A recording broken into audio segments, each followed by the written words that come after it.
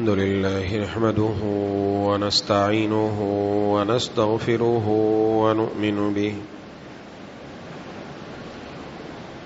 ونؤمن به ونتوكل عليه ونعوذ بالله من شرور أنفسنا ومن سيئات أعمالنا من يهده الله فلا مضل له ومن يضلله فلا هادي له ونشهد أن لا إله إلا الله وحده لا شريك له ونشهد أن سيدنا ومولانا محمدا عبده ورسوله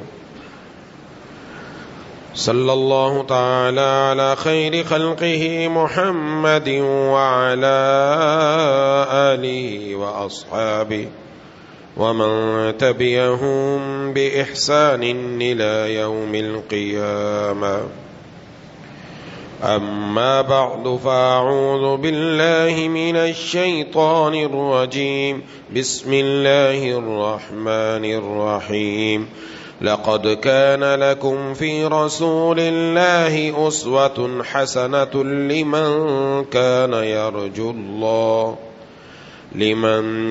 يرجو الله واليوم الآخر وذكر الله كثيرا. وقال النبي صلى الله عليه وسلم لا يؤمن أحدكم حتى أكون أحب إليه من والده وولده والناس أجمعين أو كما قال عليه الصلاة والسلام. صدق الله وصدق رسوله النبي الكريم ونحن على ذلك لمن الشاهدين والشاكرين والحمد لله رب العالمين.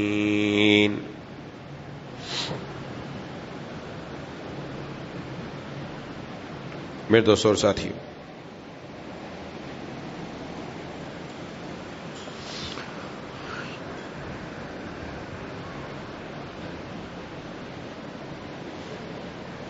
جیسے ہی اسلامی سال کا تیسرا مہینہ ماہ ربیع الاول شروع ہوتا ہے،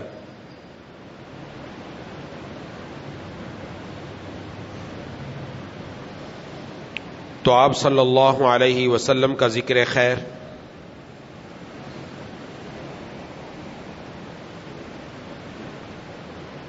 آپ صلی اللہ علیہ وسلم کا مبارک تذکرہ مسلمانوں کے درمیان شروع ہو جاتا ہے. آپ صلی اللہ علیہ وسلم کا ذکر خیر اور آپ کا تذکرہ بڑی سعادت اور بڑی عبادت کی بات ہے.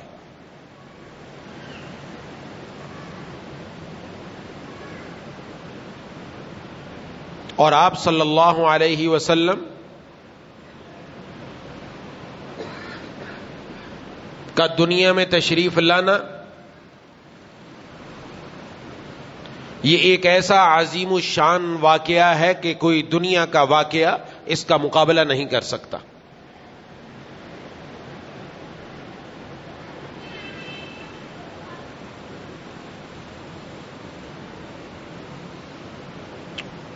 آپ صلی اللہ علیہ وسلم دنیا میں کیوں تشریف لائے؟ آپ کے آنے کا مقصد کیا تھا؟ یہ بات ہمیں سمجھنی. صرف آپ صلی اللہ علیہ وسلم کا ذکر مبارک 10-12 دن کر کے ہم یہ نہ سمجھ لیں کہ ہم نے حضور کا حق ادا کر دیا. اسلام کوئی رسمی دین نہیں ہے، یہ رسمیات کا نام نہیں ہے. بطور رسم کوئی کام کیا ہو گیا ٹھیک ہے نا، اسلام رسمیات کا دین نہیں ہے. جناب نبی کریم صلی اللہ علیہ وسلم جس دین کو لے کر آئے، آپ صلی اللہ علیہ وسلم نے وہ دین اپنے پورے جسم مبارک، اپنی پوری زندگی مبارک میں نافذ کر کے، عمل کر کے، حضرات صحابہ کرام رضوان اللہ علیہم اجمعین جیسی عظیم الشان ہستیاں پیدا کر کے ان کے درمیان اس دین کو رکھ کر اور ان کی زندگیوں میں لا کر بتلا دیا کہ دین رسمیات کا نام نہیں بلکہ دین عمل کرنے کا نام ہے۔ لیکن آج افسوس سے یہ کہنا پڑتا ہے کہ ہم نے دین کو رسم بنا لیا۔ اسلام کے اندر دن منانے کا تصور نہیں ہے، دن منانے کا تصور نہیں۔ یہ دن منانے کا جو تصور ہے ہمارے اندر عیسائیوں سے آیا۔ عام طور پر لوگ سالگرہ بھی مناتے ہیں نا، بچے کی سالگرہ، وہ بڑا بھی ہو جائے تو بھی، بڈھا ہو جائے تو بھی سالگرہ مناتا ہے۔ بچے کی تو سالگرہ، بوڑھے کی بھی سالگرہ ہوتی، اب یہ شادی کی بھی سالگرہ مناتا ہے۔ عجیب، یہ سالگرہ منانے کا تصور کہاں سے آیا؟ کبھی آپ اگر پڑھیں دیکھیں پتہ چلے گا یہ عیسائیوں سے ہمارے اندر آیا ہے، ہمارے اندر تصور نہیں ہے، دین میں تصور نہیں۔ حضرات صحابہ کرام رضوان اللہ علیہم اجمعین، حضرات تبع تابعین، تابعین تبع تابعین، آگے نیک امت کے جتنے لوگ ہیں کسی میں آپ کو نظر نہیں آئے گا، یہ وہاں سے آیا ہمارے اندر۔ حضرت عیسیٰ علیہ السلام ان کی پیدائش کا دن عیسائیوں کے مطابق 25 دسمبر کرسمس کا دن ہے۔ یہ کرسمس مناتے 25 دسمبر کو۔ آپس میں جب دیکھا کہ اب لوگ عیسائی مذہب پر عمل نہیں کر رہے، ان لوگوں کو اکٹھا کرنے کا کیا طریقہ ہو، تو انہوں نے کہا کہ آپس میں مشورہ کیا کہ ایک دن مقرر کرتے ہیں جس دن حضرت عیسیٰ علیہ السلام کی تعلیمات کا ذکر ہوگا، آپ کی باتوں کا ذکر ہوگا، تاکہ لوگ اس طرف آئیں اور آ کر بات سنیں اور ان تعلیمات پر عمل کریں۔ اس کے لیے انہوں نے یہ دن مقرر کیا۔ اس دن کے اندر انہوں نے یہ بات رکھی کہ لوگ آئیں اور آ کر حضرت عیسیٰ علیہ السلام کا ذکر ہوگا اور اس آپ کی تعلیمات کا ذکر ہوگا اور بات آگے چلے گی، اور ایسا ایسا لوگوں کے اندر عیسائیت پر عمل کرنا مناسب ہوگا، موقع پر عمل کریں گے۔ شروع ہو گیا، لیکن اس کے اندر زیادہ لوگ نہیں آئے، تھوڑے تھوڑے لوگ آنا شروع ہوئے اور وہ بھی ایسا ایسا کٹنے شروع ہو گئے۔ اب ان کا کیا طریقہ اختیار کریں کہ لوگ زیادہ سے زیادہ آئیں؟ اس کے لیے نئی سے نئی تجاویز آتی گئی، یہاں تک کہ اب یہ ہو گیا کہ میوزیکل پروگرام رکھا جائے۔ کس کے لیے؟ حضرت عیسیٰ علیہ السلام کا ذکر کرنے کے لیے، نعوذ باللہ۔ میوزیکل پروگرام شروع ہو گئے تاکہ نوجوان زیادہ آئیں، نوجوان ان گانوں کی طرف، اس میوزک کی طرف آتے ہیں۔ اس دن یہ رکھا جائے گا، زیادہ آئیں گے، حضرت عیسیٰ علیہ السلام کی تعلیمات زیادہ پھیلیں گی۔ یہ میری باتیں ایسے نہیں، اگر آپ دیکھیں گے اور اس کو سرچ کریں تو پتہ چل جائے گا آپ کو۔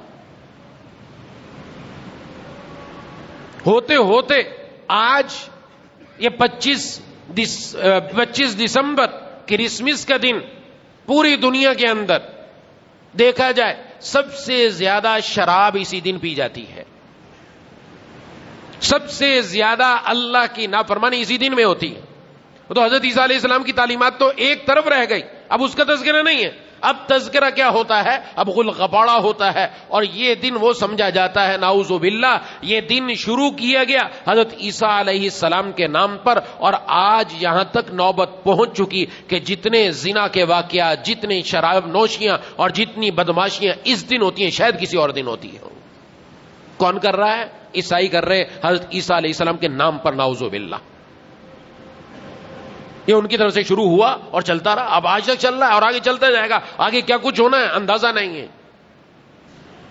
دیکھا دیکھی میں مسلمانوں میں ایک بادشاہ نے کہا ہم بھی حضور صلی اللہ علیہ وسلم کا ذکر کریں۔ ایک دن پکڑ لیا کہ اس دن تذکرہ ہوگا۔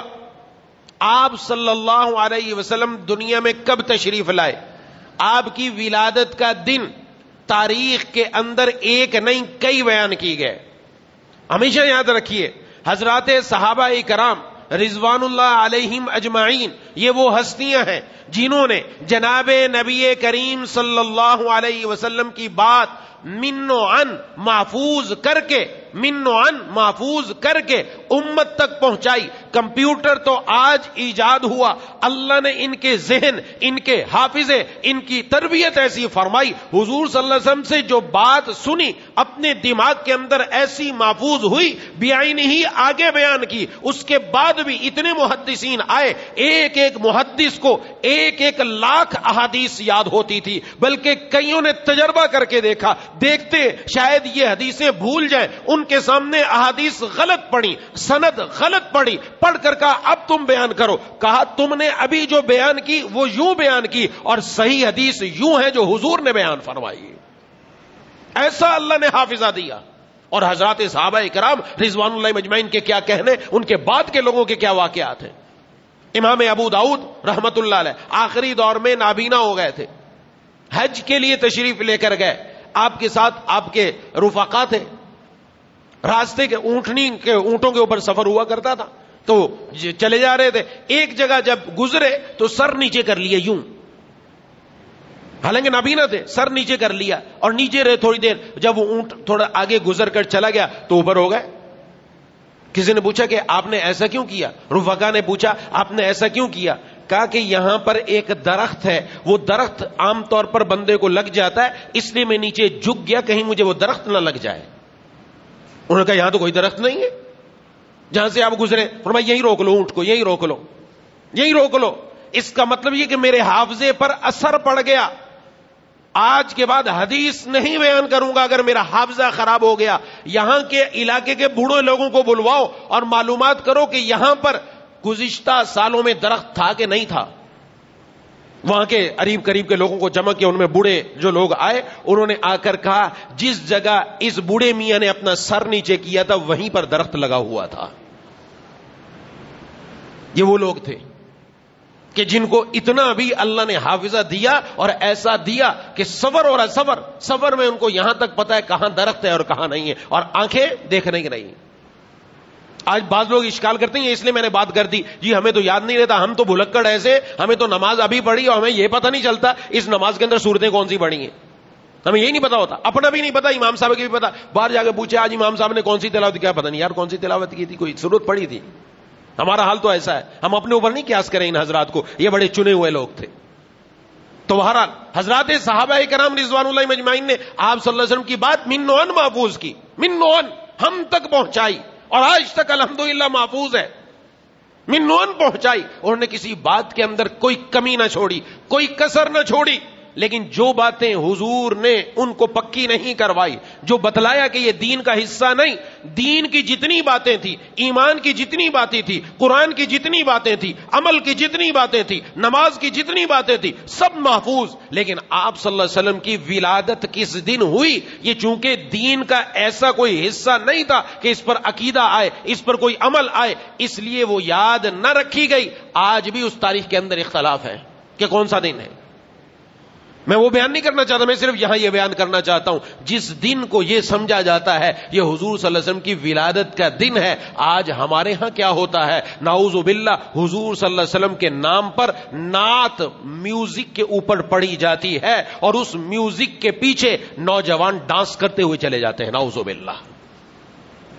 یہ کون ہے, یہ حضور صلی اللہ علیہ وسلم کے امتی. کون حضور صلی اللہ علیہ وسلم جو فرما کر گئے کہ میں گانے بجانے کو ختم کرنے کے لیے آیا, وہی انہی کے محبوب کے امتی آج انہی کے نام پر اور انہی کا ذکر کرتے ہوئے, انہی کی تعریف کرتے ہوئے, حضور صلی اللہ علیہ وسلم کے حکم کی دھجیاں اڑاتے ہوئے نہ صرف میوزک پر نعت پڑھی جاتی ہے بلکہ ڈانس بھی کیا جاتا ہے.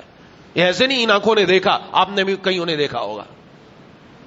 یہ کیا ہو رہا ہے, کس کے نام پر ہو رہا ہے, حضور صلی اللہ علیہ وسلم کے نام پر. آپ صلی اللہ علیہ وسلم دنیا میں اس لیے تشریف نہیں لائے تھے. یہ کیوں ہوا, اس لیے کہ ہم نے غیروں کا طریقہ اپنایا. ہم نے یہ دیکھا غیر کیا طریقہ اپنا رہے ہیں. عیسائیوں نے حضرت عیسیٰ علیہ السلام کی تعلیمات کو زندہ کرنے کے لیے کیا کیا, ہم نے یہ نہیں دیکھا حضرات صحابہ کرام رضوان اللہ مجمعین نے کیا کیا. ان جیسا محبت کرنے والا, ان جیسا پیار کرنے والا, ان جیسا جان نچھاور کرنے والا دنیا میں نہ آج تک پیدا ہوا نہ آئندہ ہوگا. پورے قرآن کریم میں پوری احادیث میں پورے حضرات صحابہ اکرام کی زندگی کو آپ کھنگال کر دیکھ لیں، ان کے ہاں یہ نہیں تھا کہ حضور کا تذکرہ آپ نے صرف ایک مہینے میں چند دن کرنا ہے، فلاں دن خاص کرنا ہے، کہیں نہیں ملے گا، بلکہ سارا سال کے 12 مہینے، 12 مہینوں کے اندر، ہر دن کے اندر اور ہر دن کے ہر لمحے کے اندر، چاہے وہ گھر کی زندگی ہو، چاہے وہ باہر کی زندگی ہو، چاہے وہ کاروباری زندگی ہو، چاہے وہ معاشرتی زندگی ہو، چاہے وہ خلوت ہو، چاہے وہ جلوت ہو، ہر طرف ان کے یہ نظر آتا تھا کہ ان کا ہر لمحہ ربیع الاول ہے، انہوں نے ہر لمحے حضور صلی اللہ علیہ وسلم کی سنت کو زندہ کر رکھا ہے۔ یہ وہ حضرات تھے۔ آج سنت تو ہمارے اندر خال خال نظر آتی ہے، وہ تھے جو حضور کے عمل کو اور سنتوں کو زندہ کر کے چلے گئے۔ تو آپ صلی اللہ علیہ وسلم اس لیے تشریف نہیں لائے تھے کہ میرا نام کا ذکر کیا جائے گا بار بار۔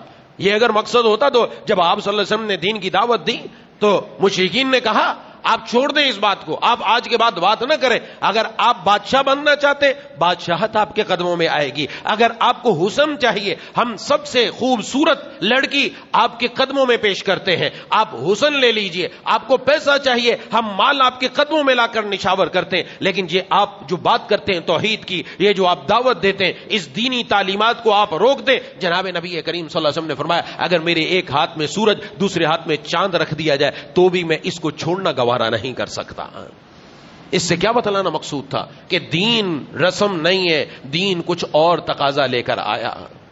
دین کیا تقاضا لے کر آیا؟ لقد کان لکم فی رسول اللہ اسوۃ حسنہ۔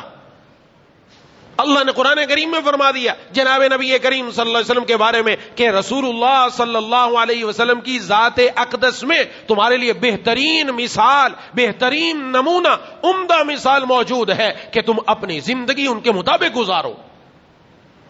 تمہارا رہنا سہنا، چلنا پھرنا، جاگنا اٹھنا، کاروبار کرنا، تمہاری جوانی کی زندگی، بڑھاپے کی زندگی، تمہاری خلوت کی زندگی، تنہائی کی زندگی، لوگوں کے درمیان کی زندگی، ہر ایک جناب نبی کریم صلی اللہ علیہ وسلم کے طور و اطوار کے مطابق ہو۔ یہ کیوں دیا گیا؟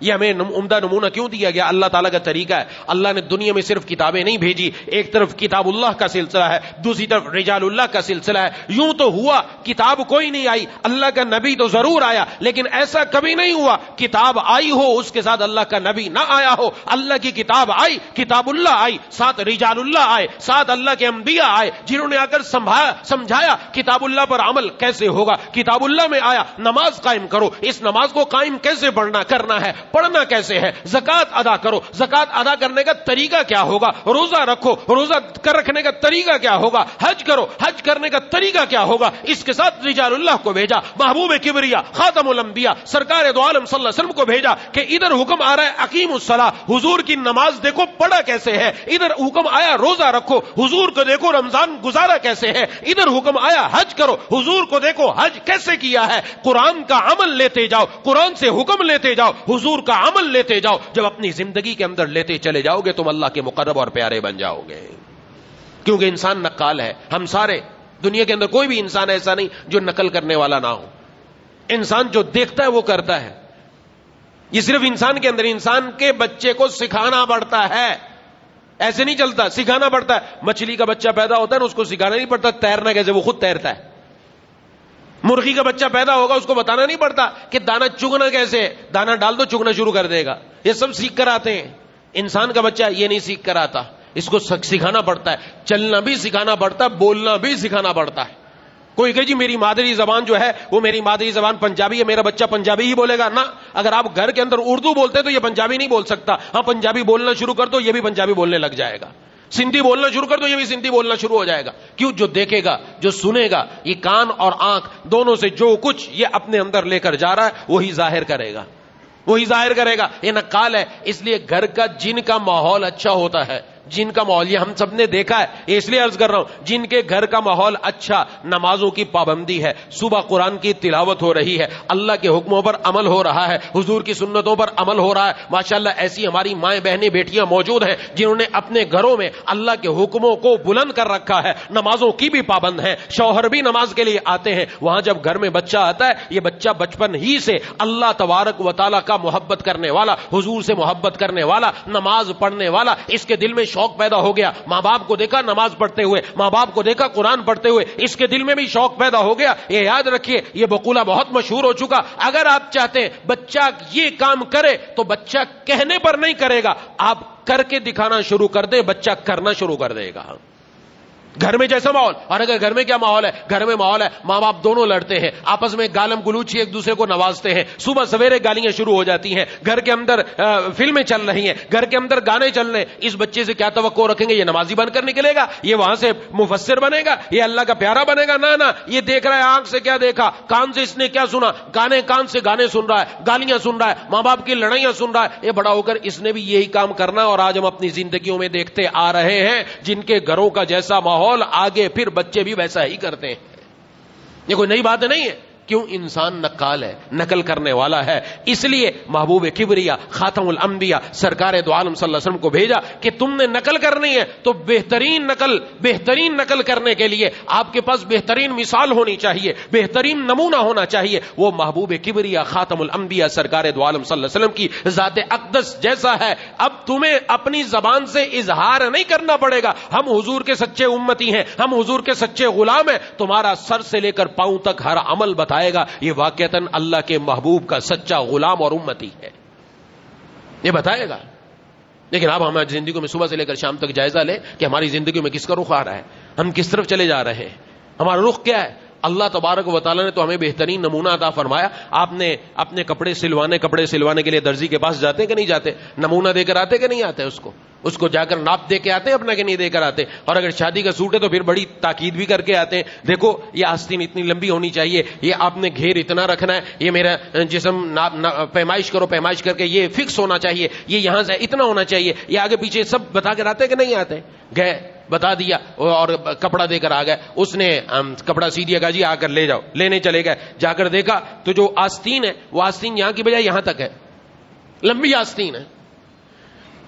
لڑ پڑے اس سے, ظالم یہ کیا کہ کیا کرنا تھا, ایک اچھا کام ہی تو کیا. کیا اچھا کام کیا؟ کہ کپڑا بچ رہا تھا میں نے آستین میں لگا دیا. یہ سنیے گا, آج لوگ کہتے ہیں میں نے کون سا گناہ کا کام کیا, اچھا ہی کام کیا ہے.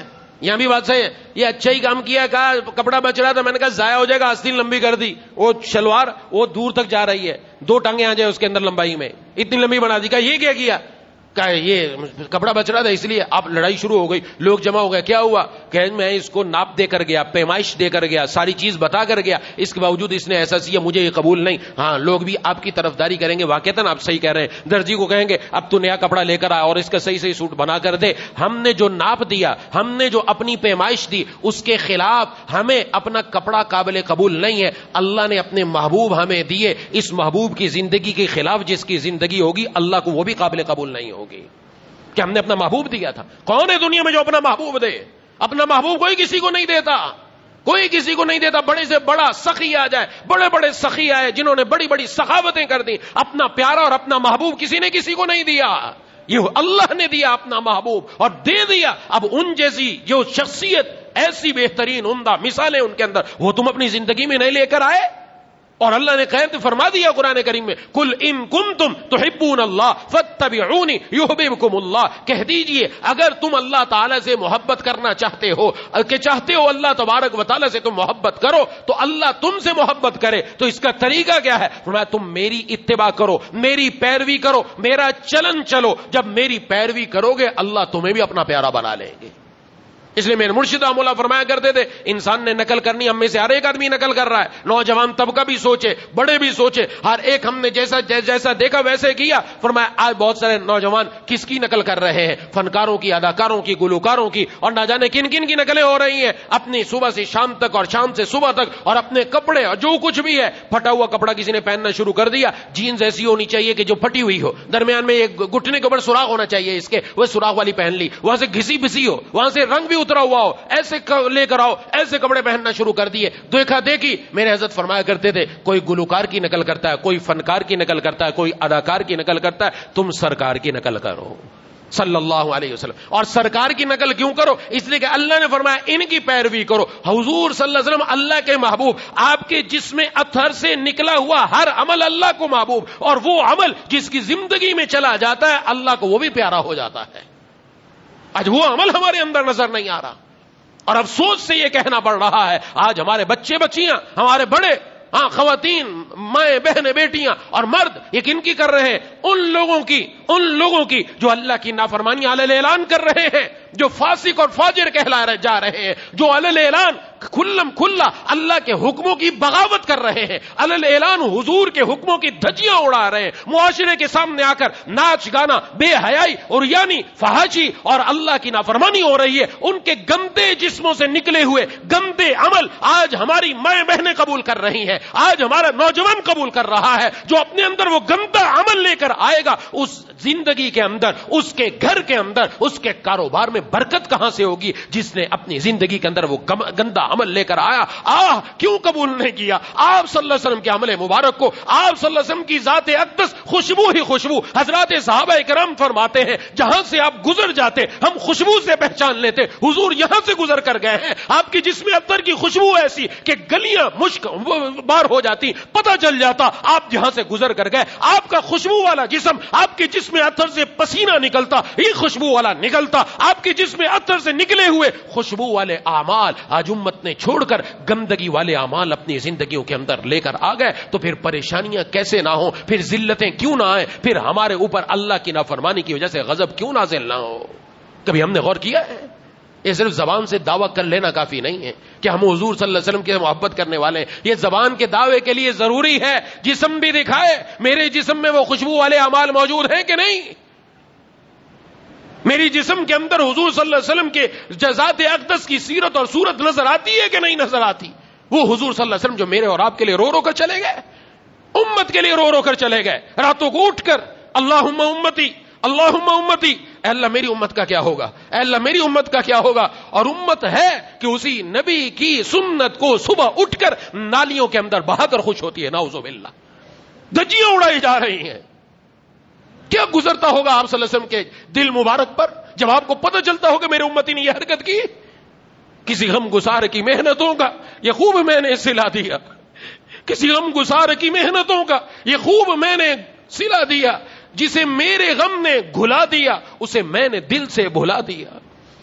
وہ غم گسار تھے، وہ ہمارے لیے رو رو کر چلے گئے، اور ہم ہیں کہ ان کی سنتوں کو اپنی زندگی میں لانے کے لیے تیار نہیں ہیں۔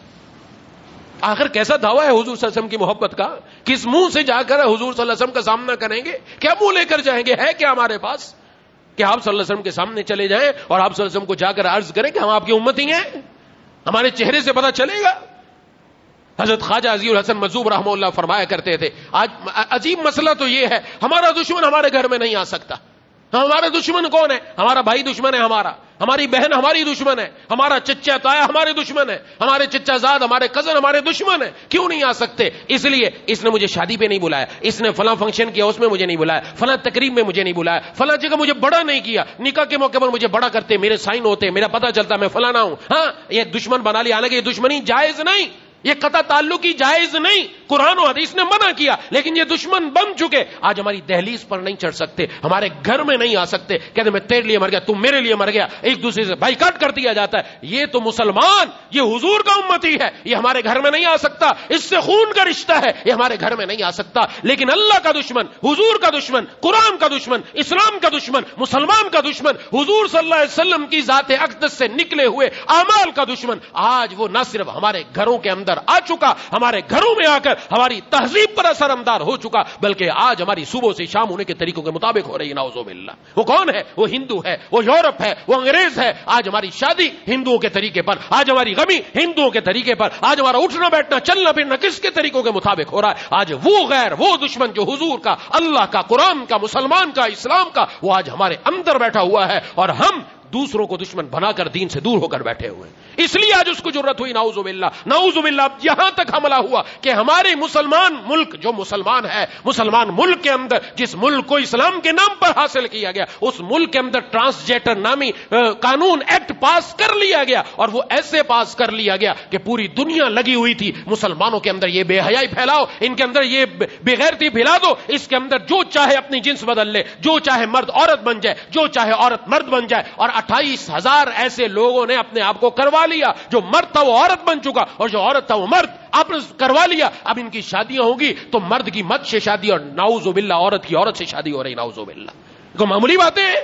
ہم سمجھتے ہیں یہ معمول اور معمول نہیں ہے. یہ یہاں تک پہنچنے کی ضرورت تب ہوئی جب انہوں نے ہمارے اندر سے یہ چیزیں ایسا ایسا کھرچی نکالی. باہر جو عورت نے انگریز نے ہر جگہ پر حملہ کیا, ہر ایک کی تہذیب پر اثر انداز ہوا. مسلمانوں کی تہذیب پر اثر انداز ہونے کے لیے ان کو بڑے پاپڑ بیلنے پڑ رہے ہیں. یہ مسلمان اپنی تہذیب سے پیچھے نہیں ہٹتے, یہ مسلمان اپنے محبوب صلی اللہ علیہ وسلم سے پیچھے نہیں ہٹتے, لیکن ہمیں وہ پیچھے ہٹا کر ہمارا ذہن اس طرف بنا رہے ہیں اور ہمیں اس طرف مجبور کرتے چلے جا رہے ہیں. آج اشد ضرورت ہے ہمیں دوبارہ جناب نبی کریم صلی اللہ علیہ وسلم کی ذات اقدس سے آ کر چمٹنے کی. آپ کی ذات اقدس کو, آپ کی ہستی جو ہمارے لیے نمونہ بن کر آئی, عمدہ مثال بن کر آئی, بہترین مثال بن کر آئی, ہمیں ضرورت ہے ہماری سیرت اور صورت, ہمارا اٹھنا اور بیٹھنا, ہمارا چلنا اور پھرنا, ہمارا جاگنا اور سونا, غرض ہے کہ صبح سے شام تک اور شام سے صبح تک ہماری کاروباری زندگی, ہماری معاشرتی زندگی, ہماری تنہائی کی زندگی, ہماری لوگوں کے درمیان کی زندگی, ہماری مسجد کی زندگی, ہماری بازار کی زندگی, یہ سب جناب نبی کریم صلی اللہ علیہ وسلم کے طریقے کے مطابق ہو جائے.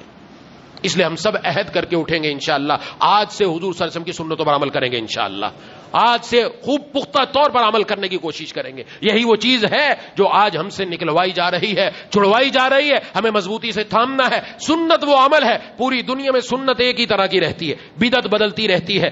اگر آپ کو دیکھنا ہے یہ بدعت ہے یا سنت, دیکھو فلاں ملک میں اس کا کیا طریقہ ہے, فلاں ملک میں کیا طریقہ ہے. اگر وہ بدعت ہوگی بدل جائے گی, اگر سنت ہوگی تو پوری ساری دنیا میں سنت ایک ہی رہے گی. کھانا کھانے کا طریقہ ایک ہی ہے, پانی پینے کا طریقہ ایک ہی ہے, بیت الخلا جانے کا, بیت الخلا سے نکلنے کا, مسجد میں آنے کا, مسجد سے نکلنے کا, یہ جتنی آپ صلی اللہ علیہ وسلم کی سنت پوری دنیا میں ایک ہی ہے. کیوں؟ اس لیے کہ مسلمانوں کے صرف ایک ہی واحد محبوب ہیں اور وہ ہیں جناب نبی کریم صلی اللہ علیہ وسلم.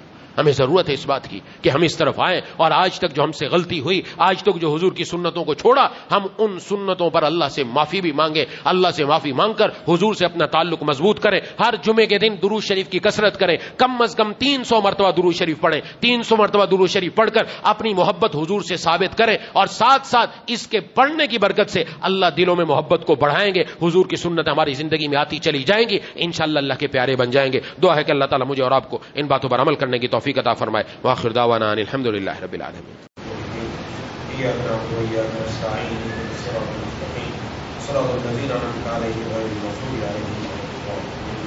اللهم صل على سيدنا مولانا وعلى آل سيدنا مولانا محمد وبارك.